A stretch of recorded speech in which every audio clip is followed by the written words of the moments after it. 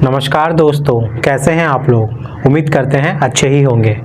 आज का जो टॉपिक है वो कंक्रीट से रिलेटेड है और ये आप लोग से सवाल इंटरव्यू में पूछा जा सकता है। सवाल क्या है कि बताइए कंक्रीटिंग हमें करवानी है, आपको क्या करना चाहिए और क्या क्या नहीं करना चाहिए। ये इंटरव्यू का ही सवाल है, आपसे ही पूछा जा सकता है, किसी से भी पूछा जा सकता है। तो आपको क्या जवाब देना है और वो भी प्रैक्टिकली आपको ऑन साइट में रह के जब काम करवाना होता है तो उस वक्त क्या ध्यान देना होता है, वो सभी चीज आपको बताना पड़ेगा। तो वही चीजों को लेके मैं आज पूरा डिस्कस करने वाला हूं। टोटल यहाँ पे टोटल डूज लिखा हुआ है, मतलब हमें क्या क्या चीज करना है, और यहाँ पे टोटल डोंट्स लिखा हुआ है, मतलब हमें क्या नहीं करना है। तो डिटेल में आज हम लोग इस टॉपिक को लेकर यहाँ पे डिस्कस करने वाले हैं। तो वीडियो में अंत तक जरूर बने रहिएगा।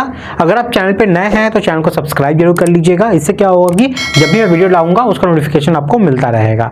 ठीक है, चलिए आज का वीडियो शुरू करते हैं। मैं हूं सिविल इंजीनियर मुकेश और मैं आपका तहे दिल से स्वागत करता हूं आपके अपने चैनल लर्निंग सिविल टेक्नोलॉजी में। चलिए वीडियो को शुरू करते हैं।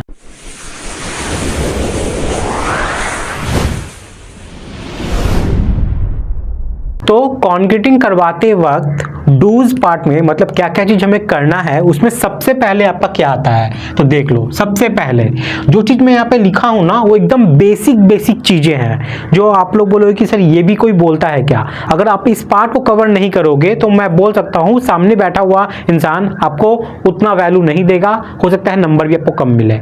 इसलिए हर एक पॉइंट को एकदम अच्छे से समझिएगा, बहुत ज्यादा इंपॉर्टेंट है। सबसे पहला डूज क्या है कंक्रीटिंग करवाते वक्त, ऑलवेज हायर एक्सपीरियंस्ड कॉन्ट्रैक्टर। जिसे तिसे आप कंक्रीटिंग करवाने के लिए हायर मत कर लीजिए, अनस्किल्ड तो एकदम नहीं करना है। ऑलवेज याद रखिए जो कॉन्ट्रैक्टर है वो एक्सपीरियंस्ड है, स्किल्ड है, तभी उसको हायर कीजिएगा। वरना आप जो इतना रुपया खर्चा कर रहे हो आपके मटेरियल के ऊपर में वो वेस्ट हो सकता है अगर सही तरीके से वो प्रॉपर वहां पे पोरिंग ना करे कंक्रीट को। तो समझ में आ गया। सिर्फ आपके पास मटेरियल ही अच्छा है, आप सोच रहे हो कि मटेरियल अच्छे से हम कंक्रीटिंग कर देंगे, ढाल देंगे तो अच्छा स्ट्रेंथ मिल जाएगा, नहीं, ये बहुत बड़ा गलत बात है। आपको उसको अच्छे से प्लेस भी करवाना होगा, पोरिंग भी उसका बहुत बड़ा एक पार्ट होता है। ठीक है, उसका सुपरविजन भी एक बहुत बड़ा पार्ट होता है। तो जो उस काम को करेगा ना वो जो कॉन्ट्रैक्टर होगा वो आपका स्किल्ड होना चाहिए, ये बात को ध्यान रखिएगा। और ये सबसे पहला पार्ट है, सबसे इंपॉर्टेंट चीज जो आपको बोलना है इंटरव्यू में। उसके बाद next, wear PPE kit before casting. Casting करने से पहले जितने भी लेबर हैं जो भी काम करने गए हैं, और सिर्फ लेबर ही नहीं जो वहां पे सुपरविजन कर रहा है उसको भी पीपीई किट जरूर पहनना है। सेफ्टी तो एकदम फर्स्ट होना चाहिए सेफ्टी। ठीक है, पीपीई किट का मतलब पर्सनल प्रोटेक्टिव इक्विपमेंट। ठीक है, जैसे ग्लव्स हो गया, चश्मा हो गया, ठीक है, हेलमेट हो गया, जो भी जरूरत होती है, ठीक है, गम बूट हो गया, जो भी जरूरत है वो सब उसको पहनना पड़ेगा। ठीक है, ये बहुत जरूरी है क्योंकि किसी का जान बहुत ज्यादा इंपॉर्टेंट होता है। सबसे पहले यही ध्यान रखना है आपको।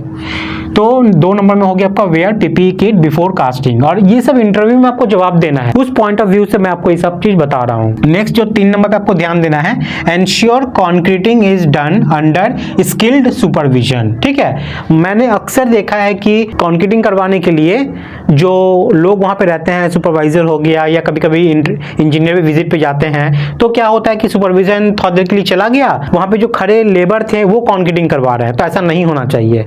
जब तक कंक्रीटिंग रहेगी वहां पे एक स्किल्ड सुपरवाइजर पक्का रहेगा ही रहेगा मौजूद। इसका बहुत इंपॉर्टेंस होता है छोटा छोटा स्पेस में। अगर आप लोग समझोगे कि जैसे कंक्रीट करवा रहे हो, वहां पे बहुत ज्यादा मतलब हार्डी कंक्रीट आ रहा है, उस वक्त एक जो स्किल्ड आदमी है ना, स्किल्ड सुपरवाइजर है, उसी को पता है कि यहाँ पे हमें कंक्रीटिंग थोड़ा ढीला रखना है, नहीं तो यहाँ पे कॉम्पैक्शन नहीं हो पाएगा प्रॉपर। वहां पे क्या हो सकता है आपका हनीकॉम्ब निकलने के चांसेस ज्यादा हो जाएंगे।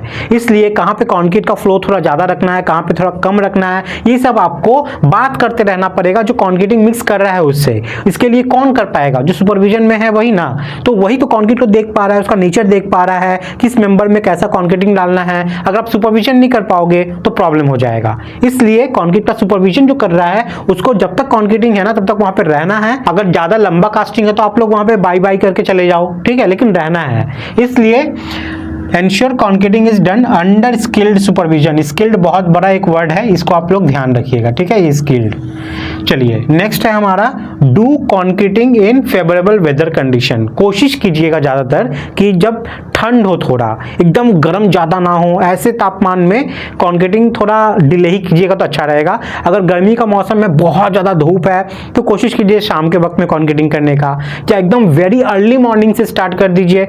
समझ में आ गया? इस तरीके से प्लानिंग करके कीजिए ताकि जो श्रिंकेज वगैरह का जो प्रॉब्लम आप लोग देखते हो वो सब देखने को ना मिले, ठीक है। वरना क्या है कि आप लोग देखते हो कि कंक्रीटिंग के वेरी नेक्स्ट डे आप लोग स्लैब में क्रैक्स आने को देखने को मिल जाते हैं। ये वेदर बहुत बड़ा एक कंडीशन उसका रहता है, बहुत बड़ा रीजन है, ठीक है। तो ये सब ध्यान रखना है आपको।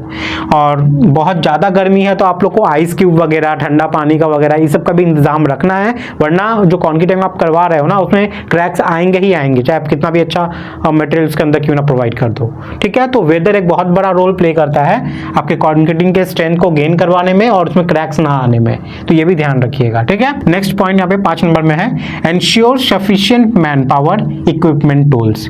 देखिए जो मैन पावर है ना वो जरूरी है वहां पे। अगर आपको मान लो यहाँ पे कास्टिंग करवाने के लिए 5 आदमी चाहिए, आप कोशिश कीजिए 5 की जगह 6 रखो, वहां पे एक एक्स्ट्रा रखोगे ज्यादा अच्छा रहेगा। आप एक कम करने जाओगे कुछ रुपया बचाने के चक्कर में जो हजारों रुपए का जो कंक्रीट है ना वो वेस्ट हो सकता है। कहने का मतलब क्या है कि कंक्रीट जो है वो तो जमता रहता है ना, धीरे धीरे वो अपना प्लास्टिसिटी स्टेट जो है खोता रहता है, तो उसको समय पे पोर कर देना है। और समय पे पोर करने के लिए आपको जो मैन पावर है वो सफिशिएंट चाहिए होगा। समझ में आ गया? तो ये चीज ध्यान रखना है, मैन पावर आपका सफिशिएंट हो, जितना चाहिए एक ज्यादा ले लो तो ज्यादा अच्छा है। और साथ में इक्विपमेंट आपको सब रखना है, जैसे आपका वाइब्रेटर वगैरह हो गया, ठीक है। जो भी चीज चाहिए कंक्रीटिंग को पूरा अच्छे से करने के लिए वो सब चीज ध्यान रखिएगा। जितने भी इक्विपमेंट चाहिए, जो लेबर आए हैं वो कंक्रीटिंग को कॉम्पैक्शन करने के लिए, कंक्रीट को प्लेस करने के लिए, ट्रैवल वगैरह लेवल करने के लिए जो भी चीज चाहिए होता है वो सब चीज लेके आए, वो सबका जरूरत रहता है। तो इक्विपमेंट और मैन पावर दोनों को ध्यान रखना है। Next, follow technical specification as per design या ड्राइंग, ठीक है। जो कंक्रीटिंग आ रही है उसका तो एक स्पेसिफिकेशन होगा, वो आप देख लो। अगर बाहर से मिलर से आ रहा है तो जो चालान आती है चालान को चेक कर लो कि जिस ग्रेड का चाहिए उस ग्रेड का है कि नहीं है। सीमेंट का क्वांटिटी क्या वो सब मेंटेन कर रहा है कि नहीं कर रहा है। फाइन एग्रीगेट कोर्स एग्रीगेट का जो रेशियो है वो मेंटेन है कि नहीं। एडमिक्सचर कहीं ज़्यादा तो नहीं दे दिया, एडमिक्सचर कितना परसेंटेज ले रहा है सीमेंट का, ये सब चीज चेक कर सकते हो कि एज पर आईएएस गाइडलाइंस क्या वो चल तो रहा है ना, ये सब देख सकते हो आप लोग, ठीक है। डेंसिटी क्या है उस कंक्रीट का जो आप यूज कर रहे हो, ये सब चीज चेक करना पड़ता है। ये सब छोटा छोटा चीज है जो क्वालिटी वाले होते हैं उन लोग को समझ में आता है, वो लोग ये सब चीज चेक करते हैं, तो ये सब आपको भी चेक करना है। तो डिजाइन परफेक्ट होना चाहिए, साथ में आपको पहले चेक भी कर लेना है कि एज पर ड्राइंग वहां पे जहां कंक्रीटिंग होने वाली है वहां पे सब चीज सही तो है। सरिया हो गया, फॉर्मवर्क हो गया, सारा लेआउट हो गया, ये सब चीज आपको चेक कर लेना है, क्योंकि आप कंक्रीट कर दोगे तो फिर बाद में बदल नहीं सकते, बहुत बड़ा सरदर्द बन जाता है अगर आप पहले चेक नहीं करोगे तो as per drawing, as per design, concreting और आपका जो वहां पे फॉर्मवर्क हुआ है, स्टील का काम हुआ है, वो सब चीज चेक करना है आपको, ठीक है। तो ये भी एक बहुत बड़ा टेक्निकल चीज है, इसको तो देखना ही देखना है। नंबर 7 पे आता है mix concrete for at least 2 minutes. अगर आप लोग साइड पे मैनुअली कर रहे हो, ठीक है, तो देख लीजिएगा जो कंक्रीट मिक्स हो रही है मशीन में वो एटलीस्ट 2 मिनट कीजिएगा, लेकिन 2 मिनट से ज्यादा मत कीजिएगा, ठीक है। 2 मिनट से ज्यादा मत कीजिएगा, 1.5 मिनट 2 मिनट कम से कम आपका होना चाहिए मिक्स उतना, ताकि जो कंपोनेंट्स है ना जैसे सीमेंट, सैंड, एग्रीगेट, वो लोग आपस में अच्छे से एक बॉन्ड बना सके। समझ में आ गया? ये चीज ध्यान दीजिएगा। नेक्स्ट है यहाँ पे 8 नंबर पे, do slump test and take cube sample before concreting. Concreting करने से पहले आपको स्लम टेस्ट करके देख लेना है कि जितना फ्लो हमें चाहिए उतना फ्लो मिल तो रहा है इस बैच का। और ये बैच टू बैच आपको चेक करना है, ये नहीं कि आपका 2 बैच बन के चला गया अब चेक करना ही नहीं है, जरूरी थोड़ी है। क्योंकि जब मटेरियल मिक्स हो रहा होता है तो मान लो ऊपर वाला आपका जो मटेरियल था वो तो सूखा हुआ है, उसमें कोई बल्केज कुछ नहीं है, लेकिन अब जब नीचे सब मटेरियल निकालोगे ना उसमें बल्केज मिल सकता है आपको, तो वहां पे आपको वाटर करेक्शन करना पड़ेगा, मटेरियल करेक्शन करना पड़ेगा, कुछ पानी घटाना है, कहीं पे बढ़ाना है, कहीं पे एग्रीगेट को कम करना है, कहीं पे सैंड को बढ़ाना है, ये सब चेक करना पड़ता है। वाटर करेक्शन करना बहुत इंपॉर्टेंट होता है मिक्स डिजाइन के तहत, तो ये सब चीज ध्यान देना है आपको। समझ में आ गया? तो ये सब चीज आप कैसे पता कर पाओगे, अपने कंक्रीटिंग का वर्केबिलिटी आप कैसे टेस्ट कर पाओगे, उसी के लिए सबसे इजी जो हम हमारे साइट पर कर पाते हैं वो है आपका स्लम टेस्ट, ठीक है। स्लम टेस्ट मैंने इस पे वीडियो बनाई हुई है, बहुत डिटेल में बनाई हुई है, एज पर आईएएस कोड बनाया हुआ है, लेटेस्ट आईएएस कोड के हिसाब से बनाया हुआ है। अगर आप लोग नहीं पता है तो आप लोग जाकर उसको देख लीजिएगा, इस वीडियो को डिस्क्रिप्शन में मैं लिंक डाल दूंगा, ठीक है। आप जाके बाद देख लोगे, या फिर आप सर्च भी कीजिएगा slump test by learning civil technology, मेरा वीडियो सबसे ऊपर आ जाएगा, आप देख लीजिएगा। चलिए स्लम टेस्ट कर लेना है और आपको क्यूब सैंपल्स भी फिलअप कर लेने हैं ताकि उसका आप कंप्रेसिव टेस्ट कर सको 7 दिन बाद, 14 दिन बाद, 21 दिन बाद, 28 दिन बाद, क्योंकि बाद में तो पता चलना चाहिए ना कि जिस ग्रेड का आप कंक्रीटिंग का कर रहे थे उतना आप अचीव कर पाए हो कि नहीं कर पाए हो। कहीं नहीं किया तो बाद में फिर तोड़ना ना पड़ जाए, इसलिए आपको क्यूब भी लेना है अच्छे तरीके से, ठीक है, क्यूब सैंपल भी लेना है। उसके बाद नेक्स्ट आपको जो ध्यान देनी है, डू प्रॉपर कॉम्पैक्शन, बहुत बड़ा चीज।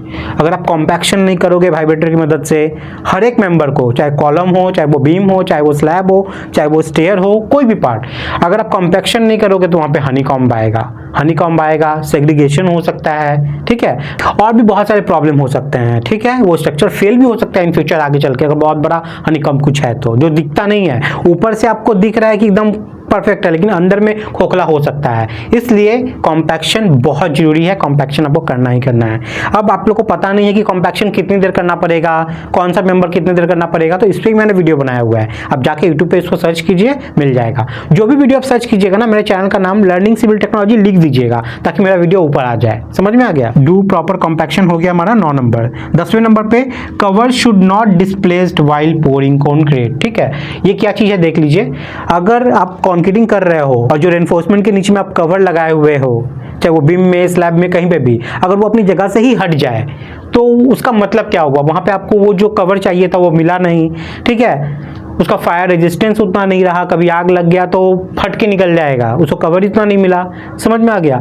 और कोई एक्सट्रीम वेदर में काम कर रहे हो तो वहां पे बहुत जल्दी वहां से कंक्रीट झड़ना चालू हो जाएगा, इसलिए कवर ब्लॉक का बहुत बड़ा इंपॉर्टेंस होता है। तो ये चीज ध्यान रखिएगा कि हर एक चीज में कवर ब्लॉक अच्छे से बंधा हुआ हो।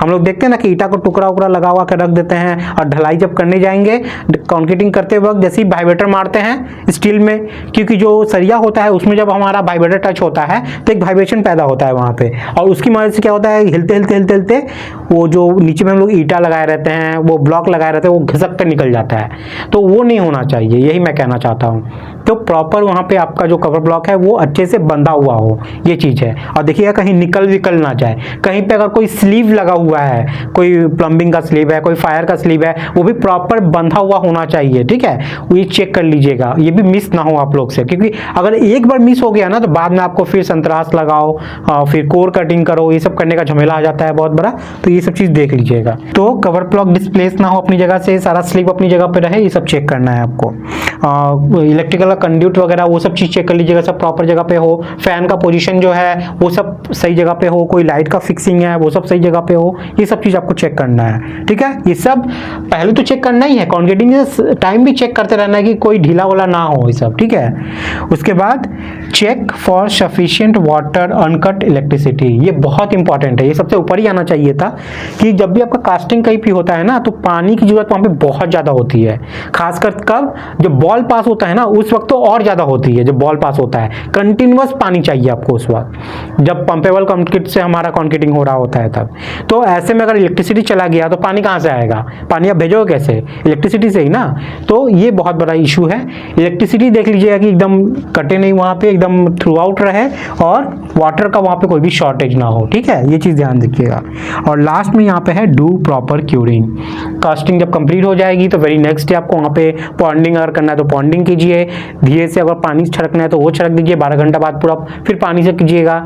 तो कहने का मतलब है कि क्यूरिंग बहुत इंपॉर्टेंट चीज है, अगर क्यूरिंग नहीं करोगे तो स्ट्रक्चर का जो स्ट्रेंथ है वो उसको नहीं मिलने वाला है। और क्यूरिंग ऐसा चीज है ना, वो M15 को M25 बना कर रख देता है एक समय के बाद में जाकर। अगर थोड़ा आपका वर्क क्वालिटी में थोड़ा इधर उधर हो भी जाए, ह्यूमन एरर हो ही सकता है ना, लेकिन क्यूरिंग अगर कर दोगे ना तो उसको वो सॉलिड स्ट्रेंथ मिल जाता है। इसलिए पानी बहुत जरूरी है स्ट्रक्चर के लिए, वो हाइड्रेशन उसके अंदर बना हुआ रहना चाहिए, ये चीज आपको ध्यान देना है। तो ये सब आपके डूज थे जो आपको करना है बेसिकली, ठीक है, ये करना है। अब क्या क्या नहीं करना है तो देख लीजिए, यहाँ पे मैं बताता हूँ। सबसे पहले है डोंट यूज डैमेज फॉर्मवर्क, जो फॉर्मवर्क है, जो शटरिंग मटेरियल है, वो सब आपका फटा उटा नहीं होना चाहिए, डैमेज नहीं होना चाहिए।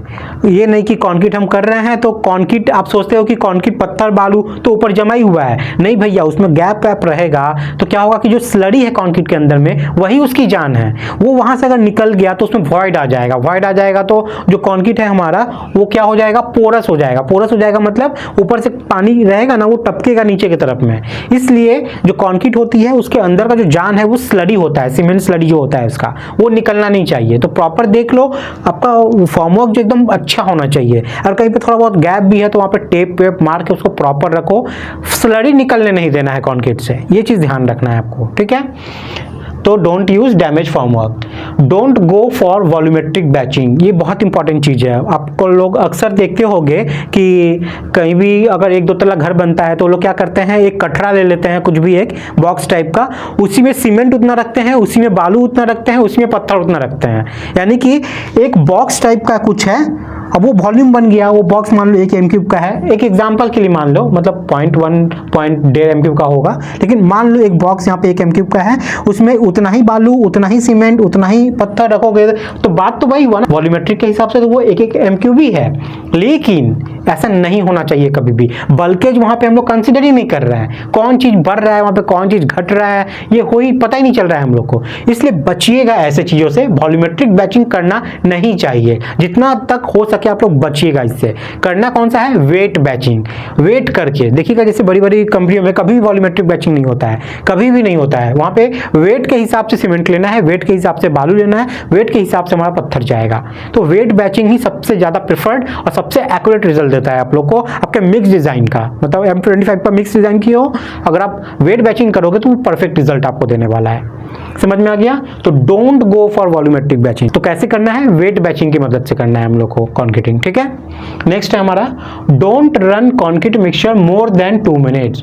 जो कॉन्क्रीट मिक्सचर में अगर आप मिक्सिंग कर रहे हो, मैं यहाँ पे जो बात किया था ये नॉर्मल था, लेकिन कॉन्क्रीट मिक्सचर में अगर आप मिक्सिंग कर रहे हो तो 2 मिनट से ज्यादा आप वहां पे कॉन्क्रीट को मिक्स मत कीजिएगा, वरना सेग्रीगेशन हो सकता है, पत्थर अलग, बालू अलग, सब अलग अलग हो जाएगा।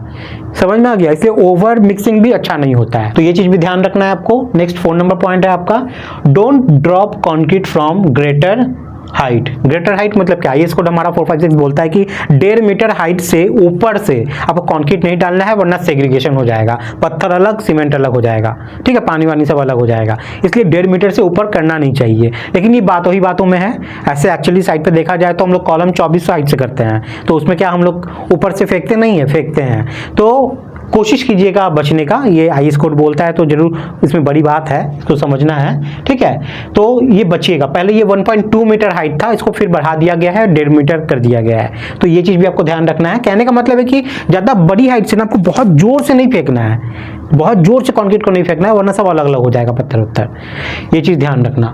नेक्स्ट है आपका 5 नंबर में, don't remove formwork until concrete achieved sufficient strength. जो फॉर्मवर्क है हमारा, जो शटरिंग किया हुआ है कंक्रीट के नीचे में, जैसे बीम के नीचे में हो गया, स्लैब के नीचे में हो गया, कॉलम के चारों साइड में हो गया, तो जब कंक्रीट आप कर दोगे ना तो वो शटरिंग कब खोलना है, ये तो IS कोड आपको बोल देता है, CPWD भी बोल देता है, और ये डिपेंड किस पे करता है, किस टाइप का आप सीमेंट यूज कर रहे हो उसके ऊपर। OPC है तो अलग होगा, PPC है तो अलग होगा। समझ में आ गया? तो कहने का मतलब है कि जब तक उसको उसका स्ट्रेंथ उतना नहीं मिल जाता, सफिशिएंट स्ट्रेंथ, कि हाँ अब हम लोग गिरेंगे नहीं, हिलेंगे नहीं, मतलब हम लोग सॉलिड पार्ट है चारों तरफ से, अब तब आप उसको खोलिए। समझ में आ गया? जब वो अपना सफिशिएंट स्ट्रेंथ अचीव कर ले, जैसे हम लोग कॉलम को क्या है ना कि हम लोग उसको 12 से 24 घंटे के बाद हम लोग उसको खोल सकते हैं इस बीच में। उसके बाद स्लैब का स्पैन के ऊपर डिपेंड करता है कि वो कितना लंबा है। ठीक है, उसके बाद बीम का भी स्पैन के ऊपर डिपेंड करता है कि हम लोग उसके नीचे जो प्रॉप है वो कब खोल सकते हैं, शटरिंग मटेरियल कब खोल सकते हैं, ये सब चीज। तो ये सब चीज आपको ध्यान रखना है। जब तक सफिशिएंट स्ट्रेंथ उसको मिल ना जाए, उसका जो शटरिंग मटेरियल है वो खोलना नहीं है, उसके नीचे से सपोर्ट जो है वो खोलना नहीं है। समझ में आ गया? चलिए नेक्स्ट 6 नंबर में है, don't do concreting in heavy rain. कभी कभी कॉन्क्रीटिंग का जब प्लान करते हो ना तो वेदर अलर्ट सबको भी देखा कीजिए, क्योंकि बहुत हैवी रेन आने वाला है, ये आपको पता ही नहीं है और कॉन्क्रीटिंग चालू कर दिए। आप मिक्सर, आप बैचिंग प्लांट से बहुत सारा कॉन्क्रीट ऑर्डर कर दिए, आप क्या करोगे? आपको करवाना ही पड़ेगा कैसे भी, लेकिन उतनी बारिश में आप करवाओगे कैसे? वो तो धुल के सब अलग हो जाएगा, बालू छन के ऊपर आ जाएगा, पत्थर जो है नीचे जाकर बैठ जाएगा, सब निकल के, कोई फायदा नहीं है। ऐसे में थिकनेस घट जाएगा आपका उस मेंबर का। तो ये चीज भी ध्यान रखना है, ज्यादा बारिश वारिश हो तो उस वक्त कंक्रीट को अवॉइड ही कीजिए तो अच्छा रहेगा। नेक्स्ट लास्ट है यहाँ पे, सबसे important, never allow child labour at site. ये वायलेशन करता है आपके सेफ्टी का, आपके मैन पावर का, लेबर लॉ का, सबसे बड़ा चीज। तो अगर आप चाइल्ड लेबर को छुपके से देखोगे तो क्या ही बोलूं, करवाते ही हैं लोग, क्योंकि पेट के आगे कौन मानता है, कोई भी जाके करेगा ही काम। लेकिन आप लोग को कोशिश करना चाहिए कि जिनकी उम्र अभी पढ़ने लिखने की है उन लोग से जाके वो चीज मत करवाइए। अगर कोई ऑफिसर अगर आपके देखा, रेड मारा, तो ये सब जब पता चलेगा तो आपकी लाइसेंस जो है वो भी कट हो सकती है। तो लेबर लॉ के तहत हम लोग कोई भी चाइल्ड लेबर से काम नहीं करवा सकते, ये चीज़ का भी आपको ध्यान रखना है, ठीक है। तो ये सब वो पॉइंट थी डूज एंड डोंट्स जो कॉन्क्रीटिंग से पहले आपको ध्यान रखनी है या कॉन्क्रीटिंग के दौरान आपको ध्यान रखनी है, ठीक है। उम्मीद करते हैं आप लोग को एक एक पॉइंट समझ में आया है। आपको स्क्रीनशॉट लेना है तो उसका स्क्रीनशॉट ले लीजिए। अब आपके मन में कोई भी क्वेरी, कोई भी डाउट है तो कमेंट में जाकर पूछिए, मैं कोशिश करूंगा उसको रिजॉल्व करने की, ठीक है। अगर आप चैनल पर नए हैं तो चैनल को सब्सक्राइब जरूर कर लीजिएगा, ये बहुत ज़्यादा इंपॉर्टेंट है, क्योंकि मैं अपने स्टैट्स को देखता हूँ कि वीडियो बहुत कोई देखते हैं लेकिन सब्सक्राइब नहीं करके जाते हो आप लोग। इससे क्या है कि आपके पास वीडियो पहुँचती नहीं है, आप लोग मिस कर जाते हो। तो सब्सक्राइब जरूर कर लीजिए, वीडियो अगर पसंद आए तो एक लाइक करके जरूर जाइएगा, इससे हमें बहुत ज़्यादा मोटिवेशन मिलती है, और इसको शेयर कर दोगे तो दूसरों की मदद मिल जाएगी, ठीक है। चलिए आज के लिए इतना ही है, मिलते हैं अगली वीडियो में फिर कुछ न्यू टॉपिक के साथ। तब तक के लिए बाय, टाटा, जय हिंद।